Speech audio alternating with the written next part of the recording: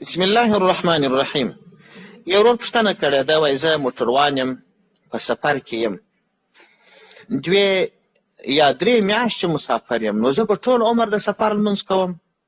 د دغه ورور د پوښتنې په جواب کې باید ووایم چې ته که په سفر کې وې، د سفر چې څومره موده ده د هغه په هغه اندازه چې د سفر څومره مساحت ټاکل سوی دی د لرېوالي په هغه اندازه که ته مسافر سوې او په یو ځای کې د نیت د اقامت نه و کړی، وطن د اقامت یې نه و انتخاب کړی، پر لارې لارې وې چې کلونه پر لارې لارې یې لا هم د لمونځ سفریانه دی و. که د یو ځای نیت د اقامت کړی و، 15 ورځې اوسېدلې، یا د وطن د اقامت انتخاب کړی و، کور و کوټه و درون سامان د یو ځای برابر کړي و، نو بیا پر دا لارې مسافر یې هغه ځای ته چې ورسېږه بیا مقیم بلل کېږي، لمونځ به پوره کوې. خو که پر لارې لارې کلونه کلونه یې لا به هم سفریانه لمونځ کوې.